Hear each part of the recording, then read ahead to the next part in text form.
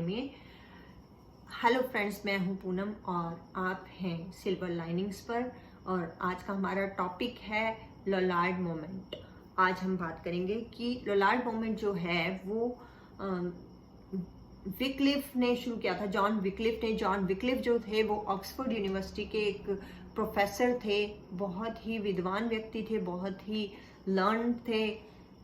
और उन्होंने शुरू नहीं किया था लोलार्ड मोमेंट जो था वो उनके प्यूपिल्स जो थे उन्होंने शुरू किया था। Lollard movement is also known as Lollardy और लोलार्डिज्म। लोलार्ड मीन्स होता है मटर, कि उस जमाने के लोग क्या है, क्योंकि विक्लिफ जो थे उन्होंने वो एक कॉन्ट्रोवर्शियलिस्ट बन गए थे। उन्होंने कहा था कि जो कैथोलिज्म है वो उसमें जो भी बातें की गई हैं कि ऐसा होना चाहिए, वैसा होना चाहिए, एक पोप का होना चाहिए, पोप का होना जरूरी है, क्लर्जी का होना जरूरी है, चर्च जाना जरूरी है, ऐसा कुछ नहीं है। वो कहते हैं कि अगर आपको ईश्वर से बात करनी है तो आपको अपने बीच में किसी को भी लाने की जरूरत नहीं है, और किसी आपको मूर्ति पूजा की जरूरत नहीं है। जीसस क्राइस्ट ने कहीं नहीं कहा कि मेरी पूजा करो या मेरे सेंट्स की पूजा करो। उन्होंने सब चीजों को बोला कि कुछ नहीं है, अपने जो भी आपका गॉड है उससे डायरेक्ट जुड़ो। बाइबल में कुछ भी ऐसा नहीं लिखा। तो इनका सब लोगों ने उस जमाने में मजाक उड़ाया, उन्हें सजाएं दी गई, बहुत ही उनपे टॉर्चर उन्हें किया गया, उन्हें ऑक्सफोर्ड से भी सस्पेंड कर दिया, बहुत कुछ हुआ। लेकिन यहाँ पे हम बात कर लेते हैं आगे कि ये एक ऐसा रिलीजियस मूवमेंट था जो 14th सेंचुरी से लेकर 16th सेंचुरी तक चला। जॉन विक्लिफ जो थे वो एक कैथोलिक थियोलॉजियन थे जिन्हें डिसमिस किया गया था यूनिवर्सिटी ऑफ ऑक्सफोर्ड से 1381 में। क्यों डिसमिस किया गया था? उन्हें रोमन कैथोलिक चर्च का क्रिटिसाइज करने के लिए, उनका for the criticism of Roman Catholic Church. The term Lollard was coined by, अब जो क्वाइन होती है ना उसको तो याद करना बहुत जरूरी है, आ सकती है ये। The term Lollard was coined by Anglo Irish cleric Henry Crumpe नाम का एक एंग्लो आयरिश पर्सन था जिसने लोलार्ड नाम का टर्म क्रिएट किया था इन लोगों के लिए कि जो क्रिटिसाइज करे थे रोमन कैथोलिक चर्च को। विक्लिफ के जो फॉलोअर्स थे उन्हें लोलार्ड कहा जाने लगा 15th सेंचुरी में। लोलार्ड मूवमेंट जो था उसे ऐसा कहा जाता है कि जो आप आगे के जमाने में जो 16th सेंचुरी में जो प्रोटेस्टेंट रिफॉर्मेशन शुरू हुआ उसके बारे में कहा जाता है कि लोलार्ड मूवमेंट ही उसका बीज था, वहीं से शुरुआत हुई थी इसकी। Wycliffe is called the evening star of scholasticism and morning star or stella matutina or Wycliffe is called the evening star of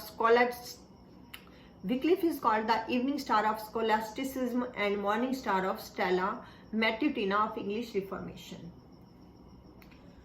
ये जो एपिथेट था इनका, एपिथेट मीन्स जो नाम इन्हें दिया गया था, इवनिंग स्टार ऑफ स्कॉलास्टिसिज्म और मॉर्निंग स्टार और Stella Matutina of English Reformation, means scholasticism का सांझ का तारा और इंग्लिश रिफॉर्मेशन का भोर का तारा, इनको नाम दिया गया था कि सुबह जो स्टार दिखता है ना उसे मॉर्निंग स्टार बोलते हैं। तो ऐसे कहते हैं इंग्लिश रिफॉर्मेशन का ये एक मॉर्निंग स्टार थे। ये एपिथेट, ये नाम इन्हें जो दिया गया था वो 16th सेंचुरी के हिस्टोरियन और कॉन्ट्रोवर्शियलिस्ट थे जॉन बेल। उन्होंने दिया था अपनी बुक इलुस्ट्रियम मेजोरिस ब्रिटेनिया स्क्रिप्टोरम 1548 में। ये भी याद रखने की बहुत जरूरत है, याद कर लीजिए इसे भी। अब वर्क्स क्या क्या थे विक्लिफ के वर्क्स, ये इस पे मैं सेपरेट वीडियो बना दूंगी इस पे, कि इसके अलग से वर्क्स ये बता दूंगी मैं आपको।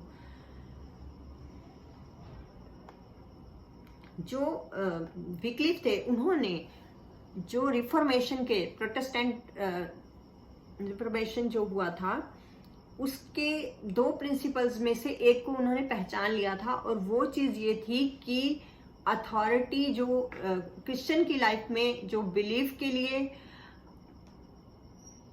जो बाइबल की अथॉरिटी है वही यूनिक चीज है सबसे।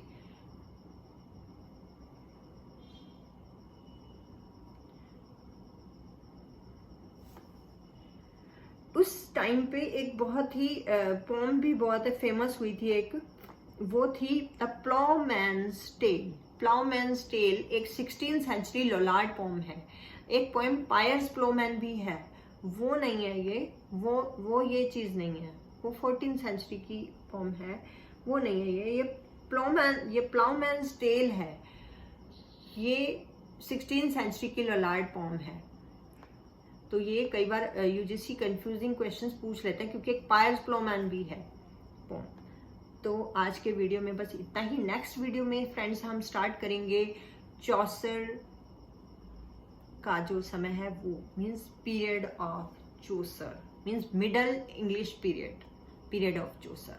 ये नेक्स्ट वीडियो में हम देखेंगे। Thank you.